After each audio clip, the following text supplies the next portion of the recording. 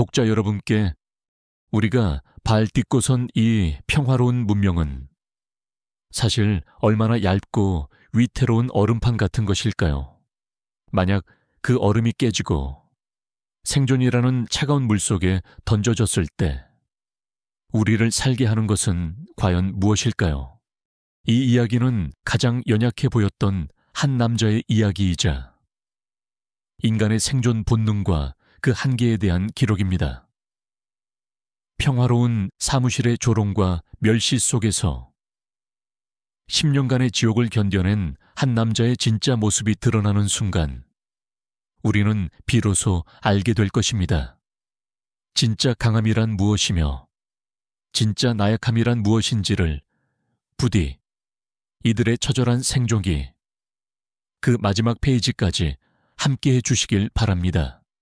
유성무역의 사무실은 늘 그렇듯 형광등의 무미건조한 소음과 나른한 오후의 공기로 가득 차 있었다.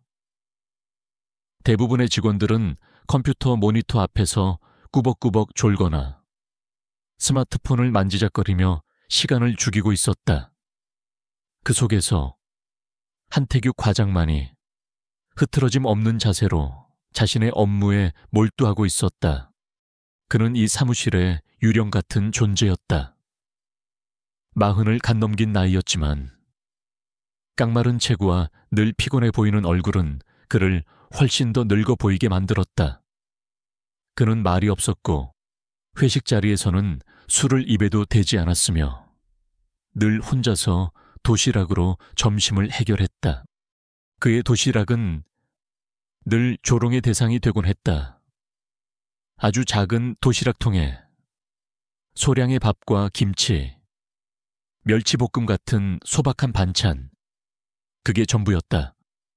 그는 음식을 남기는 법이 없었고 심지어는 동료들이 나누어준 과자 한 조각조차 휴지에 곱게 싸서 서랍 속에 넣어두곤 했다.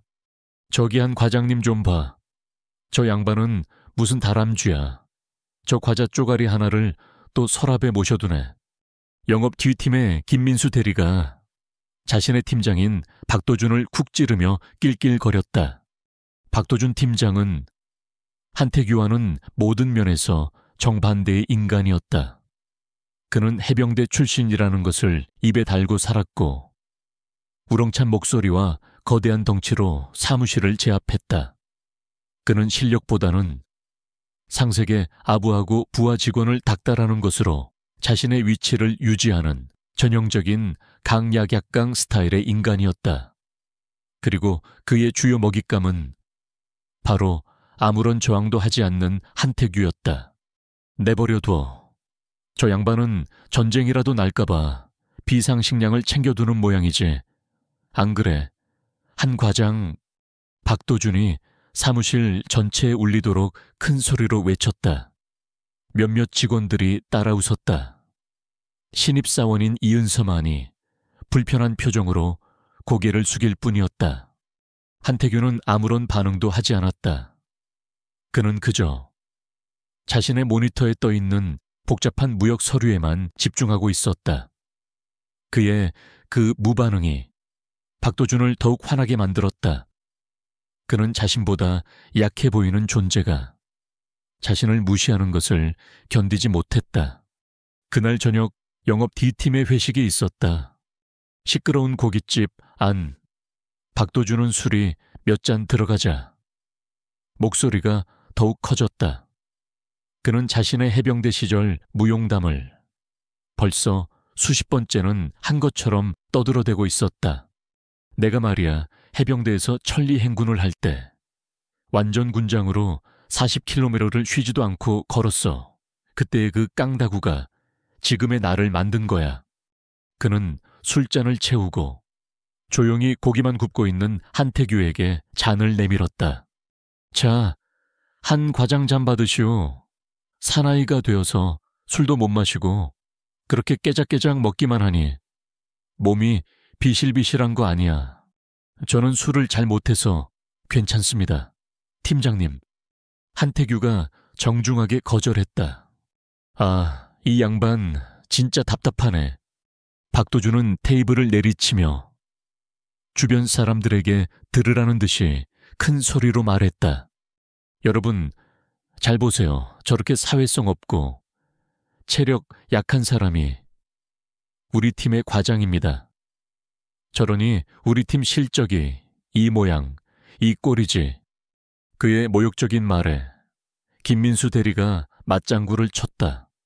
팀장님, 한 과장님 같은 사람은 만약에 진짜 전쟁이라도 나면 총 한 번 제대로 못 쏴보고 굶어 죽거나 제일 먼저 총알바디가 될 겁니다. 안 그렇습니까? 하하하, 그거 맞는 말이네. 박도준이 박장대소를 터뜨렸다. 다른 직원들도 마지못해 따라 웃었다. 그들의 조롱과 멸시 속에서 한태규는 여전히 아무런 표정의 변화도 없이 묵묵히 고기를 뒤집고 있었다. 그의 침묵은 그를 더욱 나약하고 만만한 존재로 만들 뿐이었다.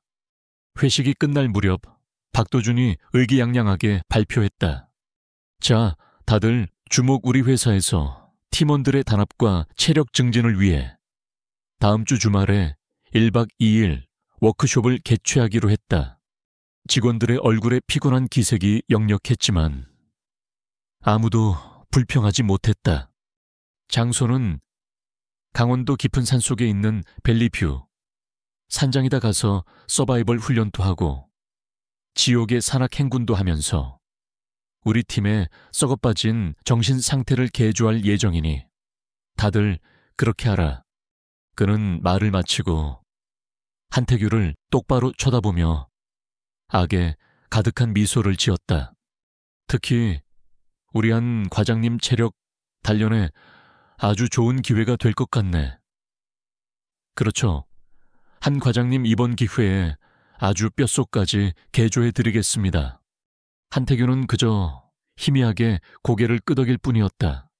하지만 그 누구도 보지 못했다. 고개를 숙인 그의 눈빛이 아주 찰나의 순간 얼마나 차갑고 공허하게 변했는지를.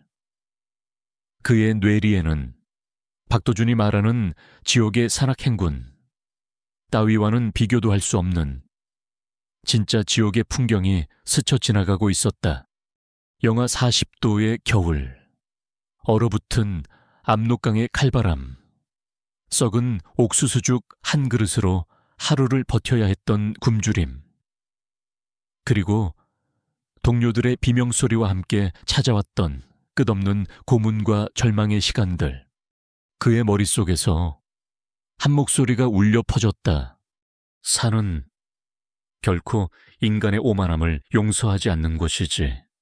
그는 자신을 조롱하는 동료들을 보며 아주 희미하게, 거의 알아차릴 수 없을 정도로 입꼬리를 살짝 올렸다. 그것은 비웃음이 아닌 연민의 미소였다. 문명이라는 얇은 얼음판 위에서 자신들이 얼마나 강한 존재인지 착각하며 살아가고 있는 저 어리석은 인간들을 향한 워크숍 당일, 유성무역 영업 그 팀을 태운 버스는 강원도의 깊은 산고를 향해 굽이굽이 길을 올라가고 있었다. 도시의 탁한 공기를 벗어나자 상쾌한 숲 내음이 창문으로 스며들었다. 직원들은 오랜만에 야유회에 들뜬 분위기였지만 한태규만은 창밖의 험준한 산세를 무거운 눈으로 바라보고 있었다. 산 중턱에 위치한 벨리뷰 산장은 통나무로 지어진 제법 운치 있는 곳이었다. 하지만 사방이 깎아지른 듯한 절벽과 빽빽한 숲으로 둘러싸여 있어 고립된 요새처럼 보이기도 했다. 휴대폰 신호는 거의 잡히지 않았다. 자, 다들 짐 풀고 10분 뒤에 산장 앞으로 집합 우리 팀의 썩은 정신머리를 뜯어고칠 지옥의 산악행군을 시작한다. 박도준 팀장은 이곳을 마치 자신의 해병대 훈련소라도 되는 양호령했다. 그가 선택한 등산로는 일반인들을 위한 산책 코스가 아니었다. 경사가 가파르고 길이 험했다. 등산이 시작된 지 30분도 차에 되지 않아. 사무실에만 앉아있던 직원들은 모두 숨을 헐떡이기 시작했다. 이봐 저기 한 과장님 좀 보게. 박도준의 조롱 섞인 목소리가 숲을 울렸다. 한태규는 팀의 가장 뒤에서 금방이라도 쓰러질 것처럼 위태롭게 걸음을 옮기고 있었다. 그는 심하게 숨을 몰아쉬었고 이마에서는 비 오듯 땀이 쏟아졌다. 하지만 그의 눈은 호흡을 조절하면서도 주변의 지형과 식물의 종류 그리고 해의 위치를 끊임없이 확인하고 있었다. 그의 몸은 10년간의 생존 본능에 따라 이 낯선 지형의 지도를 머릿속에 그리고 있었다. 한 과장님, 그러다 쓰러지시겠습니다. 이래서 평소에 운동 좀 하시라니까요. 쯧쯧. 김민수 대리가 얄밉게 혀를 찼다. 박도준은 그런 한태규의 모습을 보며 더욱 의기양양하게 소리쳤다. 봐라, 저게 바로 우리 사회의 나약한 인간상이다. 저런 사람은 전쟁 나면 제일 먼저 낙오해서 죽는 거야. 다들 정신 똑바로 차려. 신입사원 이은서가 보다 못해. 한태규에게 다가가 물통을 건넸다. 과장님, 괜찮으세요? 물이라도 좀... 고맙지만 괜찮습니다. 은서 씨. 한태규는 정중하게 거절하며 희미하게 웃어 보일 뿐이었다. 몇 시간에 걸친 지옥의 산악 행군이 끝나고 팀원들은 모두 녹초가 되어 산장으로 돌아왔다. 저녁에는 그들을 위한 바비큐 파티가 기다리고 있었다. 박도준은 술에 취해 자신의 무용담을 끝도 없이 늘어놓았다. 한태규는 그 모든 소란 속에서 구석에 조용히 앉아 있었다. 그는 음식을 거의 먹지 않았다. 대신 그는 산장의 구조를 조용히 그러나 면밀하게 살피고 있었다. 비상구의 위치, 소화전과 구급상자의 위치, 건물의 가장 튼튼해 보이는 기둥의 위치까지 그의 몸에 밴 생존 본능은 자신도 모르게 최악의 상황을 대비하고 있었다. 그날 밤이었다. 대부분의 직원들은 피곤에 지쳐 잠이 들었고 몇몇은 여전히 거실에서 술을 마시고 있었다. 고요한 산장의 밤. 그때 갑자기 땅이 울리기 시작했다. 땅속 깊은 곳에서부터 거대한 맹수가 울부짖는 듯한 낮고 위협적인 소리가 들려왔다. 그리고 그와 동시에 세상이 통째로 뒤집히는 듯한 격렬한 흔들림이 시작되었다. 시진이었다. 뭐야. 비명소리와 함께 산장은 순식간에 아수라장으로 변했다. 전등이 미친 듯이 깜빡이다가 굉음과 함께 터져버렸다. 칠흑 같은 어둠 속에서 가구가 넘어지고 유리창이 깨지는 소리가 요란하게 울렸다. 나무로 된 산장의 기둥들이 무게를 이기지 못하고 끔찍한 비명을 지르며 부서지기 시작했다. 쿵. 산장의 지붕 일부가 굉음과 함께 무너져 내렸다. 자욱한 먼지와 나무 파편이 사방으로 튀었다. 지진은 1분 남짓. 그러나 영원처럼 느껴졌던 시간 동안 계속되다가 마침내 멈췄다. 잠시 동안의 정적, 그리고 그 정적을 깨고 여기저기서 고통스러운 신음소리와 공포에 질린 울음소리가 터져 나오기 시작했다. 다들 괜찮아? 거기 누구 없어? 어둠 속에서 강인한 해병대 박도준 팀장의 공포에 질려 염소처럼 떨리는 목소리가 들려왔다. 그는 완전히 패닉 상태에 빠져 아무것도 하지 못하고 있었다. 움직이지 마. 바로 그때 그 모든 혼란을 뚫고 아주 차분하고 권위 있는 목소리가 어둠 속을 갈랐다. 다들 움직이지 마. 여진이 올 수 있다. 소리 지르지 말고. 호흡을 아껴. 한태규의 목소리였다. 그는 조금 전까지만 해도 가장 나약해 보였던 그 남자는 이 아비규환의 지옥 속에서 유일하게 평정을 잃지 않고 있었다. 그는 어둠 속에서 더듬거리며 아까 봐두었던 비상용 손전등을 찾아냈다. 칼칵. 손전등의 강렬한 불빛이 처참하게 무너진 산장의 내부를 비추었다. 사람들은 모두 먼지를 뒤집어 쓴 채 공포에 질려 서로를 부둥켜 안고 있었다. 그들은 창밖을 보았다. 그리고 절망했다. 조금 전까지 그들이 차를 타고 올라왔던 유일한 도로는 거대한 산사태로 인해 완전히 사라져 있었다. 산더미 같은 흙과 바위가 그들의 차들을 종잇장처럼 구겨버린 채 그들의 유일한 탈출로를 막아서고 있었다.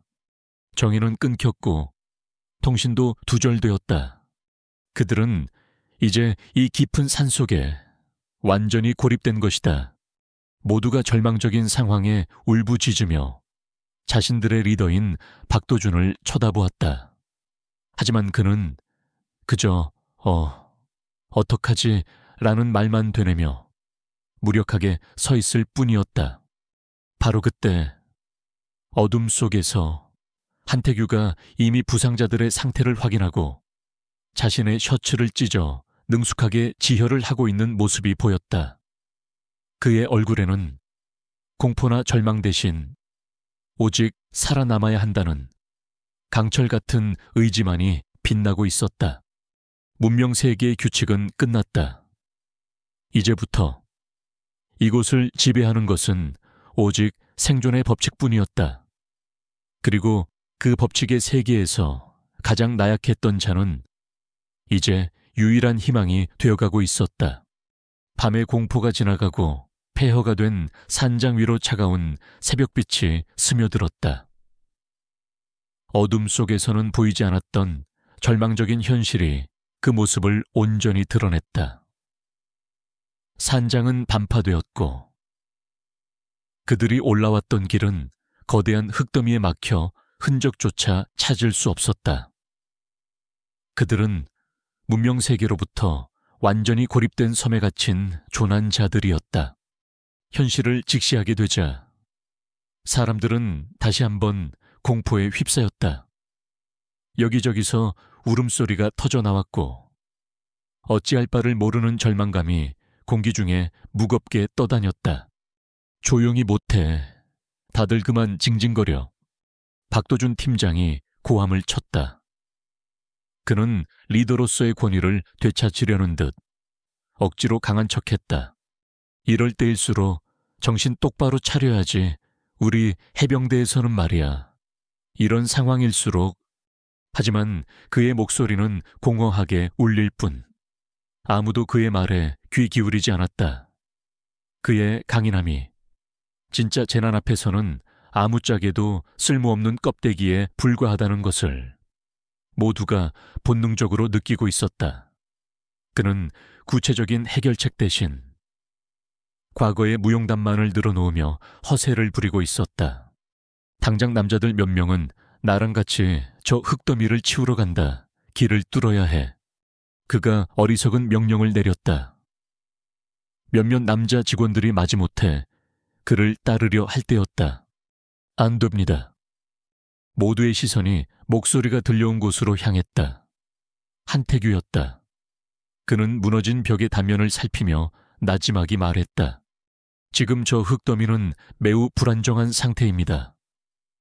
함부로 건드렸다가는 2차 붕괴가 일어나서 모두가 매몰될 수 있습니다. 길을 뚫는 건 지금 당장 할 수 있는 일이 아닙니다. 뭐 그럼 여기서 그냥 손 놓고 죽으란 말이야. 박도준이 윽박질렀다. 한태규는 그와 언쟁을 벌이는 대신 행동으로 보여주기 시작했다. 다른 사람들이 우왕좌왕하며 패닉에 빠져 있는 동안 그는 유일하게 해야 할 일을 정확히 알고 있는 사람처럼 움직였다. 그의 첫 번째 목표는 부상자들이었다. 지진으로 넘어진 책장에 다리가 깔린 김민수 대리는 고통에 신음하며 얼굴이 하얗게 질려 있었다. 움직이지 마세요. 한태규는 김 대리에게 다가가 그의 다리를 살폈다. 다행히 뼈가 부러진 것 같지는 않았지만 심하게 붓고 있었다.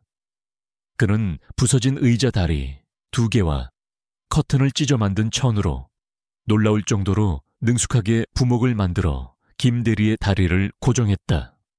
그의 응급처치 솜씨는 평범한 회사원의 것이라고는 믿기 힘들 정도였다. 다음은 깨진 유리에 팔을 베인 이은서였다. 그녀는 피가 흐르는 팔을 부여잡고 겁에 질려 있었다.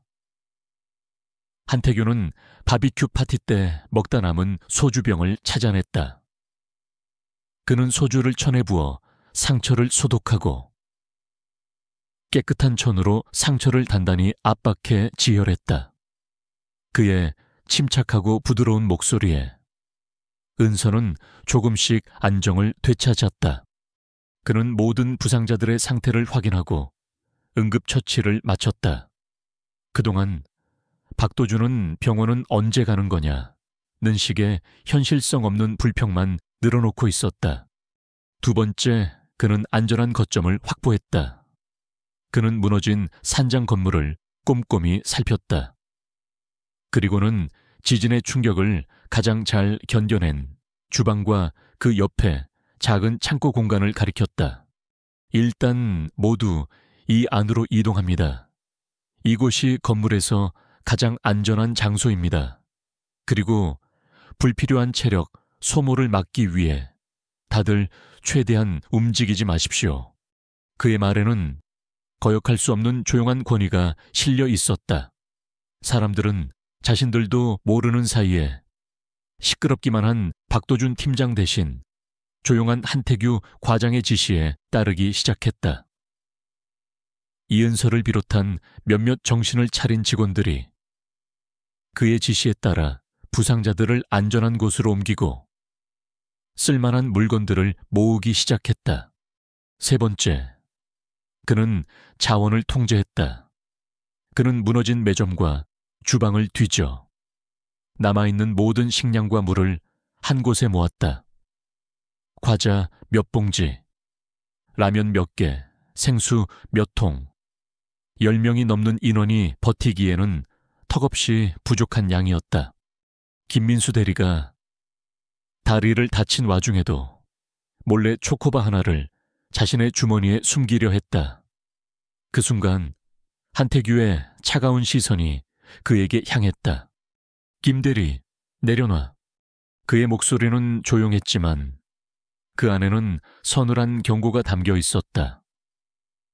김민수는 자신도 모르게 움찔하며 주머니 속에 초코바를 꺼내놓았다. 한태규는 모든 식량을 공평하게 관리하기 시작했다. 그는 더 이상 사무실의 만만한 한 과장이 아니었다. 그는 이 고립된 집단의 유일한 생명줄을 쥔 지배자였다. 네 번째, 그는 가장 중요한 식수를 확보했다.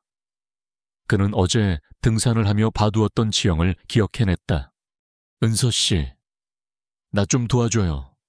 그는 이은서를 데리고 산장 밖으로 나섰다. 한 과장 어딜 가는 거야? 박도준이 소리쳤지만 그는 대꾸도 하지 않았다. 그는 산장의 위쪽, 산사태의 영향을 받지 않은 깨끗한 계곡을 향해 올라갔다. 그리고 얼마 지나지 않아 바위 틈에서 흘러나오는 맑은 샘물을 찾아냈다. 그는 이 물이 오염되지 않았다는 것을 확인하고 가져온 냄비에 물을 가득 채웠다. 산장으로 돌아온 그는 부서진 가구에 나무 조각들을 모아 불을 피웠다. 그리고는 물을 끓여 모두에게 안전한 식수를 공급했다. 첫 24시간이 지났을 때 생존자들 사이에서는 이미 보이지 않는 권력 이동이 일어나 있었다. 더 이상 아무도 박도준 팀장의 지시를 따르지 않았다. 그들은 모두 말없이 움직이며 모든 것을 해결해 나가는 한태규 과장의 입만 바라보고 있었다.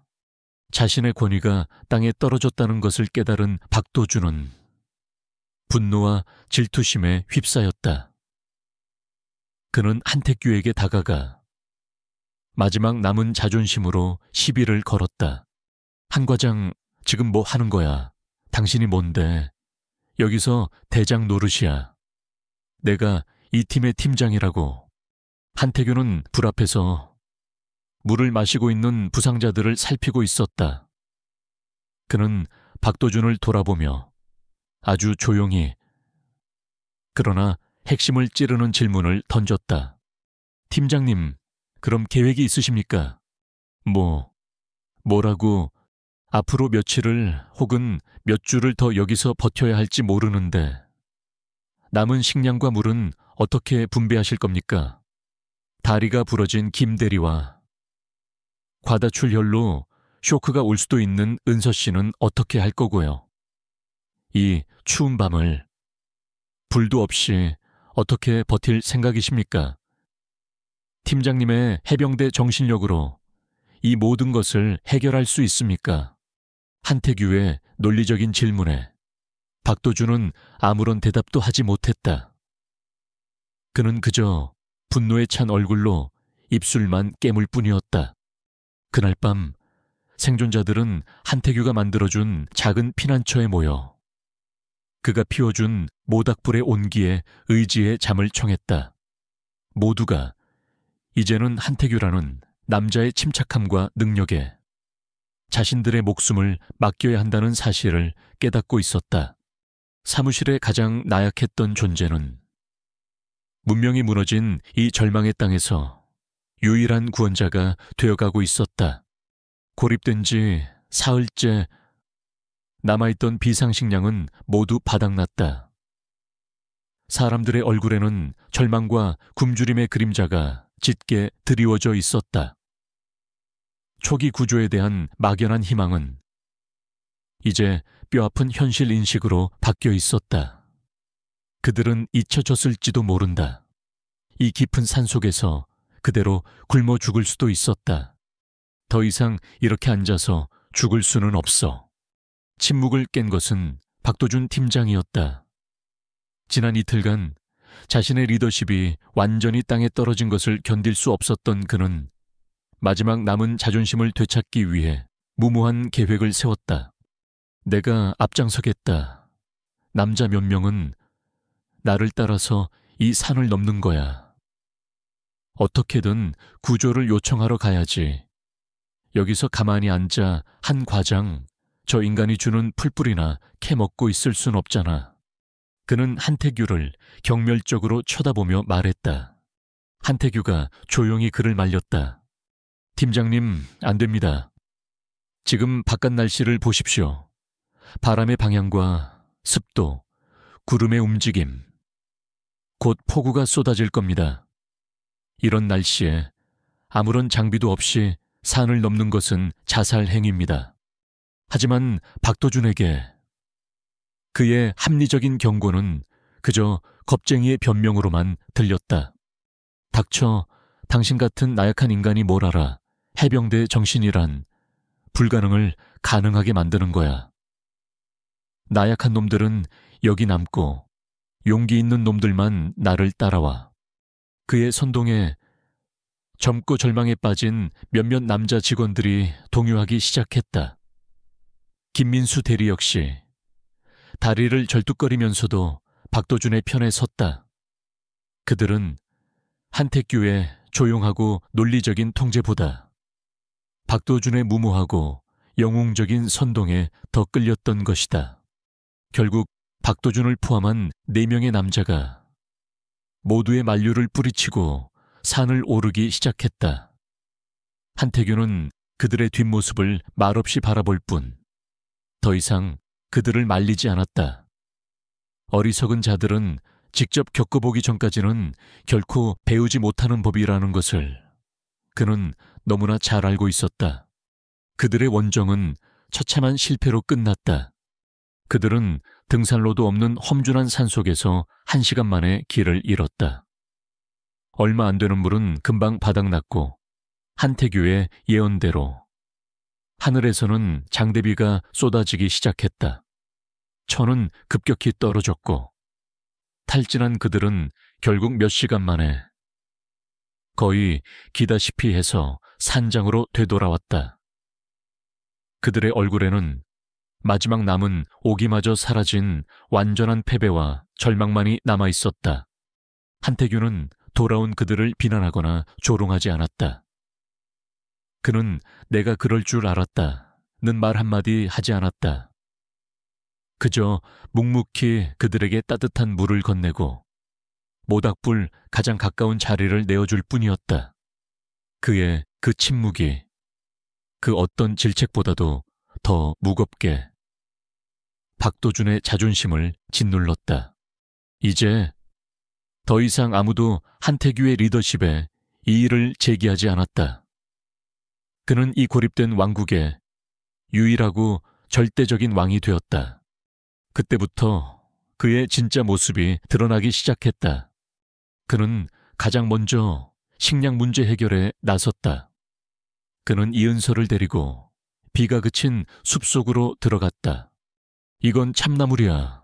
생으로 먹으면 쓴맛이 좀 나지만 끓는 물에 살짝 데쳐서 먹으면 괜찮아.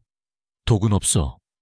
그는 땅에서 자라나는 식물들의 이름을 마치 오랜 친구를 소개하듯 줄줄 꿰고 있었다. 저 버섯은 색이 화려하지만 절대 만지지도 마. 도구상 광대버섯이야. 스치기만 해도 위험해. 하지만 이 나무 밑동에 자라는 이건 느타리버섯이지. 아주 훌륭한 단백질 공급원이야. 그의 지식은 단순한 등산 상식 수준이 아니었다.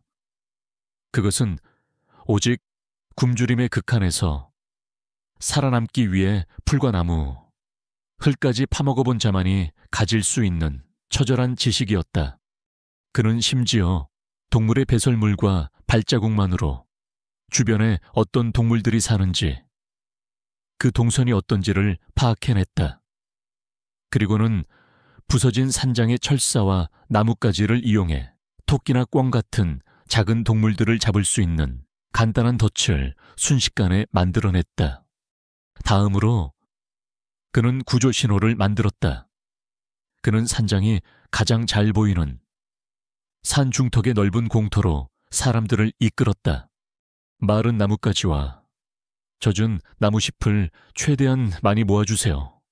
그의 지시에 따라 사람들은 부지런히 땔감을 모았다.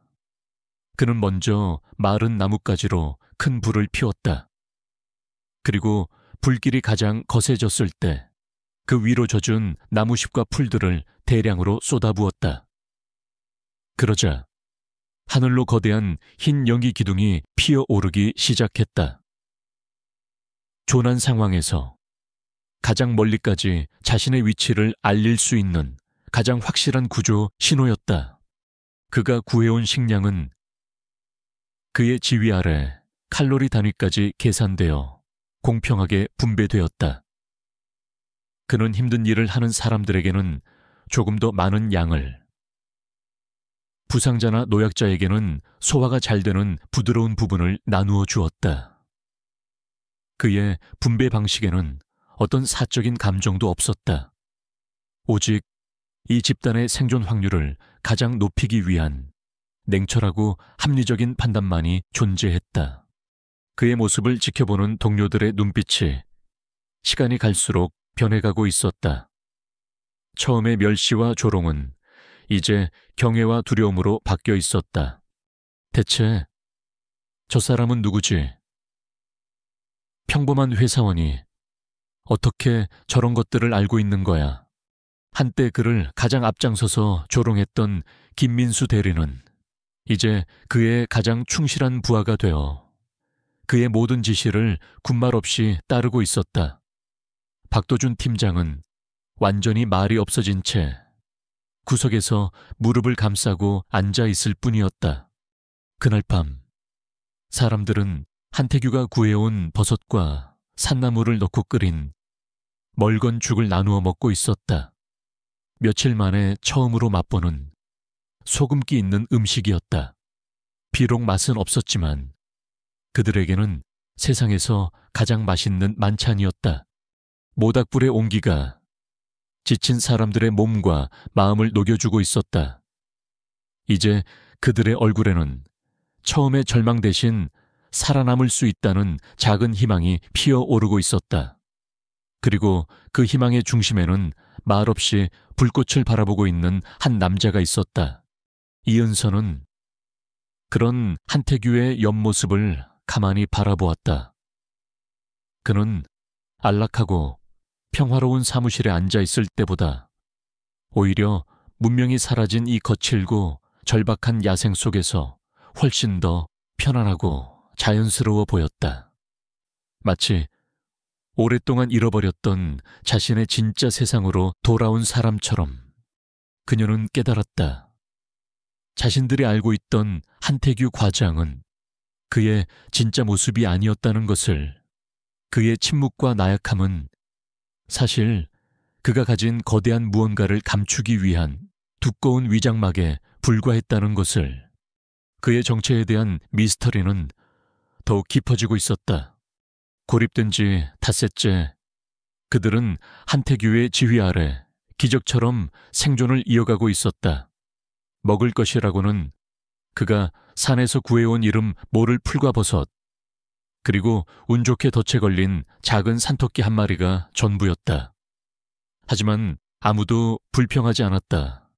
그들은 이제 이 남자가 주는 것이라면 그것이 독초라 할지라도 감사히 받아먹을 준비가 되어 있었다. 밤이 되자 사람들은 모닥불 주위로 모여들었다. 불꽃은 그들의 유일한 빛이자 온기이자 희망이었다. 낮 동안의 고된 노동과 생존에 대한 끊임없는 불안감에 지친 사람들은 말없이 타오르는 불꽃을 바라보고 있었다. 그 침묵을 깬 것은 박도준 팀장이었다. 그는 지난 며칠간 완전히 다른 사람이 되어 있었다. 그의 몸에서 오만함과 허세라는 껍데기가 모두 벗겨져 나갔다. 남은 것은 자신의 무력함을 깨달아버린 한 명의 나약한 인간일 뿐이었다. 그는 술기운을 빌려 비틀거리며 한태규에게 다가갔다. 그는 모닥불의 빛을 이용해 날카로운 돌조각으로 나무를 깎아 창을 만들고 있는 한태규의 앞에 섰다. 한 과장, 그의 목소리는 갈라져 있었다. 아니, 당신 대체 정체가 뭐야? 그의 질문에 모닥불 주위의 모든 사람들의 시선이 한태규에게로 쏠렸다. 그것은 모두가 마음속으로 품고 있었지만 감히 입 밖으로 꺼내지 못했던 질문이었다.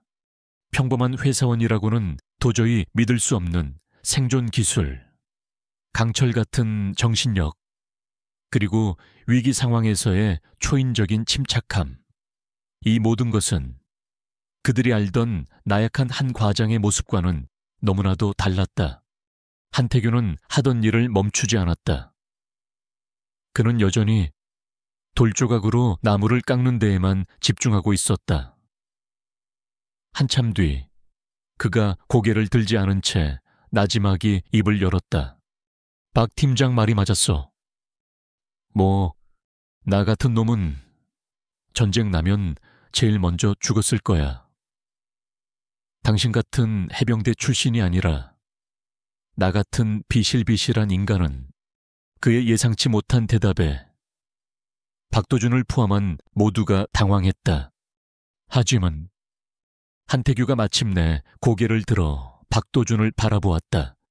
그의 눈은 깊이를 알 수 없는 시면처럼 공허하고 고요했다. 나는 운이 나쁘게도 죽지 못했어. 그리고 아주 오랫동안 아주 춥고 배고픈 곳에서 지냈을 뿐이야. 그는 잠시 말을 멈추고 타오르는 불꽃을 바라보았다. 불꽃의 그림자가 그의 얼굴 위로 과거의 끔찍했던 기억들을 그려내고 있었다. 북쪽에 아주 깊고 어두운 곳에서 북쪽. 그 한마디에 모두가 숨을 삼켰다. 그 단어가 무엇을 의미하는지 대한민국 사람이라면 모를 리 없었다. 15년 전 압록강 근처의 어느 정치범 수용소 10명 남짓의 수감자들이 영하 40도의 살을 애는 추위 속에서 얼어붙은 땅을 파고 있었다. 그들의 옷은 누더기였고 그들의 몸은 뼈만 앙상하게 남아 있었다. 젊은 정보장교 한태규 역시 그들 중 하나였다. 작전 중 국경을 넘었다가 매복에 걸려 포로가 된 지 3년째.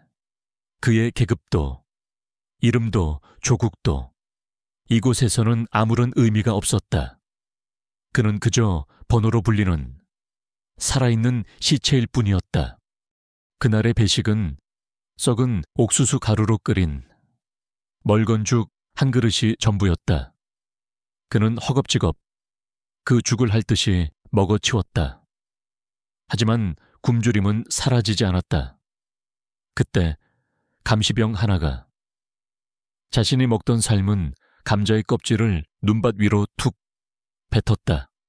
그날 밤 모두가 잠든 시간 한태규는 감시병의 눈을 피해 개처럼 네 발로 기어 감자 껍질이 버려졌던 그곳으로 향했다. 그는 얼어붙은 눈과 흙을 손톱이 부러져라 파헤쳤다. 그리고 마침내 흙투성이에 얼어붙은 감자 껍질 조각을 찾아냈다. 그는 그것을 세상에서 가장 맛있는 음식인 양 허겁지겁 씹어 삼켰다. 그에게 세상에 먹지 못할 것이란 없었다. 살아남기 위해서라면 그는 흙이라도 나무 껍질이라도 씹어 먹을 수 있었다. 다시 10년 전 수용소의 어느 여름날 그는 강제 노동 중 무너진 토사물에 깔려 다리에 깊은 상처를 입었다. 상처는 썩은 물과 흙으로 오염되어 끔찍하게 골마 들어가기 시작했다. 의약품 따위는 없었다. 이대로 가다가는 파상풍으로 고통스럽게 죽게 될 것이 뻔했다. 그가 고열에 시달리며 죽어가고 있을 때 그와 함께 수감된 늙은 의사 한 명이 몰래 그에게 다가왔다. 동무, 정신 차리시라요. 노인은 주변의 이끼를 긁어 모으고 소나무의 껍질에서 나온 진액을 상처에 발랐다. 이끼는 피를 멎게 하고 송진은 균을 죽인다우. 이것밖에 해줄 수 있는 게 없구만. 그는 그 원시적인 치료법으로 기적처럼 살아남았다. 그는 그때 배웠다. 자연은 때로는 가장 훌륭한 의사이자 약국이라는 것을. 다시 7년 전 취조실 그들은 그의 육체가 아닌 정신을 파괴하려 했다.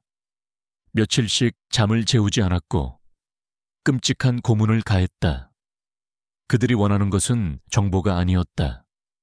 그들의 목표는 그의 인간으로서의 존엄성을 파괴하고 그를 생각 없는 짐승으로 만드는 것이었다. 그는 고통 속에서 마음과 몸을 분리하는 법을 터득했다. 그는 자신의 몸이 고문당하는 것을 마치 제3자가 되어 관찰했다. 그는 고통을 느끼지 않으려 애썼다. 공포에 잡아먹히는 순간 모든 것이 끝난다는 것을 알았기 때문이었다. 그는 자신을 고문하는 자들의 눈을 똑바로 쳐다보았다. 그리고 그들의 눈 속에서 그들 역시 공포에 질려 있다는 것을 발견했다. 자신들이 저지르는 악행에 대한 공포. 그는 그때 깨달았다. 가장 강력한 정신력은 가장 극한의 고통 속에서 태어난다는 것을.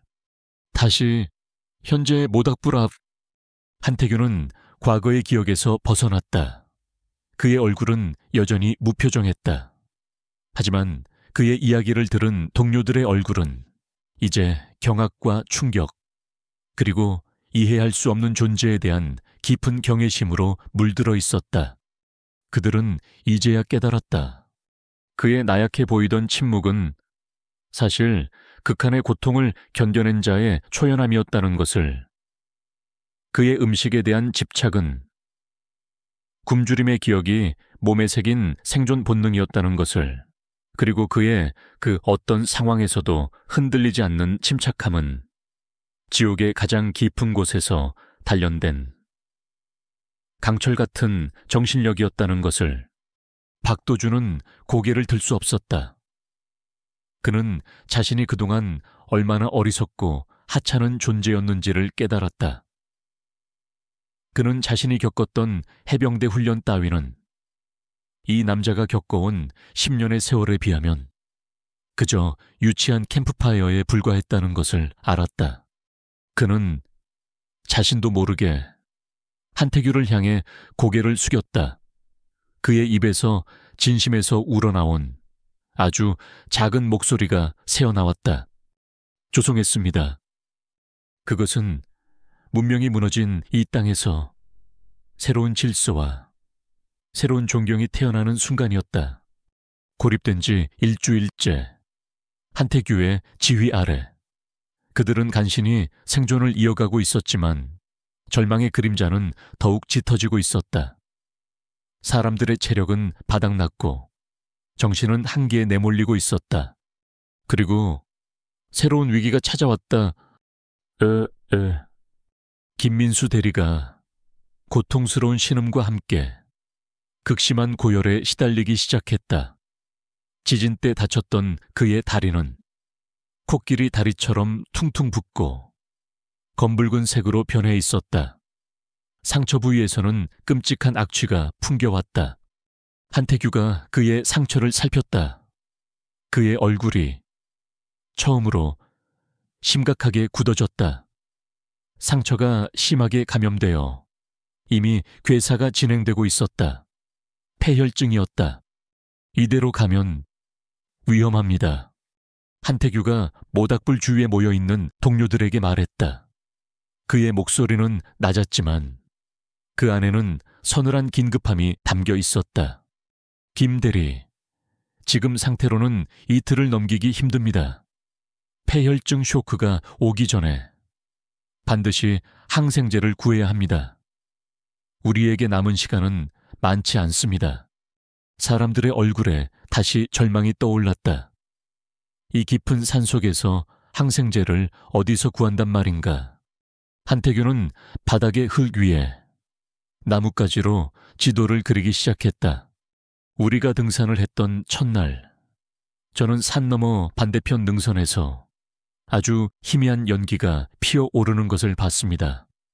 아마 국립공원 관리 초소가 있을 겁니다. 직선거리로는 약 5km. 하지만 길이 없는 험준한 산악지대이니 보통 사람의 걸음으로는 꼬박 이틀은 좋게 걸릴 거리입니다. 그의 말은 사형 선고나 다름없었다. 지금 그들의 상태로 이틀이나 걸리는 산행을 감당할 수 있는 사람은 아무도 없었다. 바로 그때 구석에 조용히 앉아있던 박도준 팀장이 자리에서 일어났다. 그의 얼굴에는 지난 며칠간의 오만함 대신 깊은 죄책감과 결연한 의지가 서려 있었다. 내가 가겠다. 모두가 놀라 그를 쳐다보았다. 내가 이 팀의 팀장이다. 모든 책임은 나에게 있어. 그리고 김 대리는 내 부하 직원이니까 내가 구하러 가야지. 이게 내가 속죄할 수 있는 마지막 기회다. 그것은 그가 이 재난 속에서 처음으로 보인 진짜 리더의 모습이었다. 사람들은 그의 모습에 감동했다. 하지만 한태규는 조용히 고개를 저었다. 그의 눈빛에는 조롱이 아닌 냉정한 평가가 담겨 있었다. 안 됩니다, 팀장님. 뭐 나를 무시하는 건가? 나 해병대 출신이야. 팀장님의 정신력은 존경합니다. 하지만 그 길은 정신력만으로 갈 수 있는 길이 아닙니다. 팀장님은 이미 탈진 상태이고 이런 험한 산을 타본 경험도 없습니다. 지금 가시는 건 구조를 요청하러 가는 게 아니라 그저 죽으러 가는 것과 같습니다. 그의 냉정한 분석에 박도준은 아무런 대답도 하지 못했다. 맞는 말이었기 때문이다.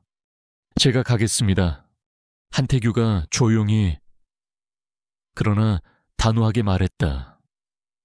그 말에는 그 누구도 이의를 제기할 수 없는 무게가 실려 있었다. 모두가 알고 있었다. 이곳에서 유일하게 그 길을 갈 수 있는 사람은 오직 한태규뿐이라는 것을. 그는 즉시 떠날 준비를 시작했다. 그의 준비물은 너무나도 단출했다. 그가 직접 만든 작은 물통에 담은 끓인 물, 구운 뿌리, 식물 몇 조각, 그리고 허리에 찬 돌로 갈아 만든 날카로운 나무창. 그것이 전부였다. 그는 생존에 있어 가장 중요한 무기는 장비가 아니라 자신의 몸과 정신이라는 것을 알고 있었다. 떠나기 전 그는 남은 사람들에게 임무를 분담해 주었다. 제가 없는 동안 불이 꺼지지 않게 해 주십시오. 그리고 김 대리의 천이 떨어지지 않게 계속해서 몸을 주물러 줘야 합니다. 제가 만약 48시간 안에 돌아오지 않으면. 그는 잠시 말을 멈췄다가 이은서를 바라보았다. 그때는 남은 식량을 모두 가지고 계곡을 따라 무작정 아래로 내려가십시오. 그것이 여러분이 살 수 있는 마지막 방법입니다. 그는 고열에 신음하는 김민수 대리를 한번 내려다보았다. 자신을 가장 멸시했던 남자. 그는 그 남자를 구하기 위해 이제 자신의 목숨을 걸어야 했다. 그는 새벽의 푸른 어둠 속으로 홀로 발걸음을 옮겼다. 그의 여정은 인간 한계와의 처절한 싸움이었다. 산사태로 무너진 절벽을 그는 맨손으로 기어올랐다. 길 없는 빽빽한 숲을 그는 동물적인 감각으로 헤쳐나갔다. 그는 과거 북한의 산악지대에서 추격조를 피해 며칠씩 밤을 새워 이동했던 지옥 같은 훈련의 기억을 떠올렸다. 공포에 잡아먹히는 순간 너는 이미 죽은 목숨이다. 과거 수용소의 늙은 동료가 해주었던 말을 되뇌며 그는 굶주림과 피로 그리고 고통을 이겨냈다. 그의 몸은 지쳐갔지만 그의 정신은 강철처럼 날카로워지고 있었다. 그는 단순히 길을 가는 것이 아니었다. 그는 자신의 끔찍했던 과거와 온몸으로 다시 한번 싸우고 있었다. 꼬박 하루가 지났다. 해가 저물고 다시 어둠이 찾아왔다. 그의 체력도 이제 한계에 다다르고 있었다. 그가 이대로 쓰러질지도 모른다고 생각한 바로 그 순간이었다. 그의 눈에 저 멀리 나무들 사이로 아주 희미한 불빛 하나가 보였다. 인공적인 불빛, 문명의 빛이었다. 그는 마지막 남은 힘을 쥐어짰다. 그는 비틀거리며 그 불빛을 향해 달려갔다. 숲을 빠져나오자 그의 눈앞에 작은 오두막 한 채가 나타났다. 국립공원 관리 초소였다. 그는 마침내 해낸 것이다. 그는 초소의 문 앞까지 다가가 자신의 모든 힘을 실어 문을 두드렸다. 꽝꽝. 그리고 그는 그 자리에 쓰러졌다. 그의 의식이 사라지기 직전 그는 삐걱 소리를 내며 열리는 문과 놀란 표정으로 자신을 내려다보는 등산복 차림의 남자를 보았다. 그는 자신의 임무를 완수했다. 한태규가 떠난 지 이틀째 되는 날 아침, 산장에 남은 사람들은 절망의 벼랑 끝에 서 있었다. 김민수 대리의 상태는 점점 더 악화되어 이제는 의식마저 가물가물한 상태였다. 그들이 가진 마지막 희망이었던 한태규는 약속했던 48시간이 다 되어가도록 돌아오지 않고 있었다. 이제 끝인가? 박도준은 잿더미가 된 모닥불을 보며 생각했다. 그는 한태규의 마지막 지시를 떠올렸다.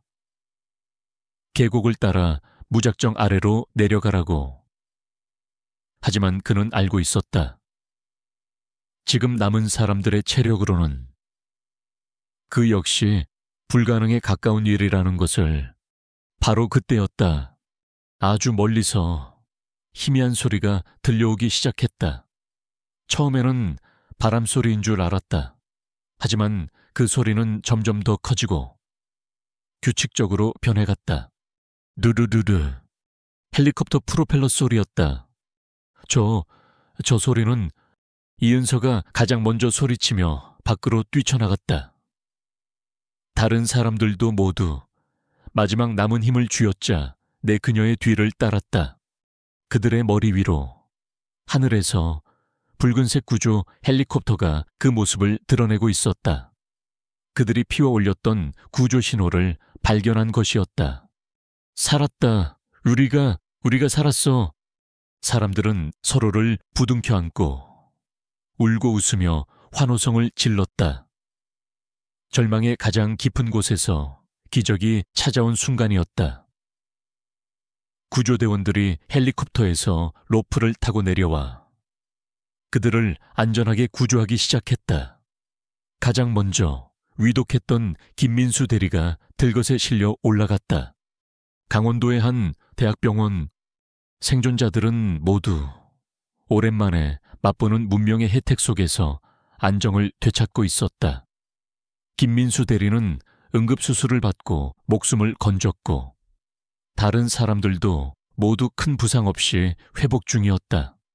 하지만 그들의 마음속에는 한 사람에 대한 생각만이 가득했다. 한태규 과장님은 어떻게 됐을까요? 이은서가 걱정스럽게 물었다. 그들은 구조된 직후 그들의 구원자인 한태규 역시 산 반대편의 초소 앞에서 탈진 상태로 발견되어 이 병원으로 이송되었다는 소식을 전해 들었다. 그때 병실 문이 열리고 박도준 팀장이 들어왔다. 그의 얼굴에는 깊은 수치심과 말로 표현할 수 없는 존경심이 뒤섞여 있었다. 그는 며칠 동안 한태규의 병실 앞을 서성였지만 차마 들어갈 용기를 내지 못했다. 하지만 오늘은 그는 반드시 해야만 할 일이 있었다. 그는 한태규의 병실로 향했다. 한태규는 창가에 앉아 평화로운 도시의 풍경을 말없이 내려다보고 있었다. 그의 모습은 이 모든 일을 겪은 사람이라고는 믿기지 않을 만큼 고요하고 평온했다. 박도준은 그의 앞에 섰다. 그는 무슨 말부터 시작해야 할지 몰라 한참을 머뭇거렸다. 그러다 그는 자신의 모든 자존심을 내려놓고 바닥을 향해 90도로 허리를 숙였다. 군대에서도 자신의 아버지 앞에서도 단 한 번도 해본 적 없는 진심에서 우러나온 숙배였다. 한 과장님, 그의 목소리가 떨려 나왔다. 아니, 한 선생님. 그는 더 이상 한태규를 과장이라고 부를 수 없었다. 정말 죄송했습니다. 그리고 감사합니다. 그는 허리를 든 채 말을 이었다. 그의 눈에는 뜨거운 눈물이 고여 있었다.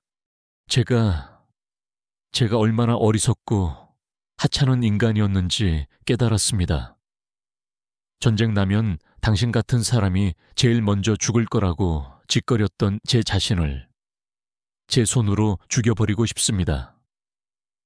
진짜 전쟁터에 있었던 건, 진짜 지옥을 견뎌낸 건 바로 당신이었는데 저는 그것도 모르고 그는 더 이상 말을 잇지 못하고 고개를 숙였다. 한태규는 천천히 창가에서 고개를 돌려 그를 바라보았다. 그의 눈빛에는 어떤 원망이나 조롱도 담겨 있지 않았다. 그저 모든 것을 이해한다는 듯한 깊고 평온한 눈빛만이 존재했다. 지난 일입니다. 팀장님, 그가 조용히 말했다. 그곳에서는 우리 모두가 그저 살아남기 위해 발버둥 쳤을 뿐입니다. 강한 자도 약한 자도 없었습니다. 그러니 이제 다 잊으십시오. 그의 말은 용서였다. 박도준의 어리석음을 향한, 그리고 그가 스스로를 용서할 수 있도록 내어주는 구원이었다. 이 위대한 생존자는 자신을 멸시했던 자에게 복수가 아닌 가장 큰 아량으로 답하고 있었다. 박도준은 소리 없이 눈물을 흘렸다. 며칠 뒤 한태규는 퇴원을 앞두고 있었다.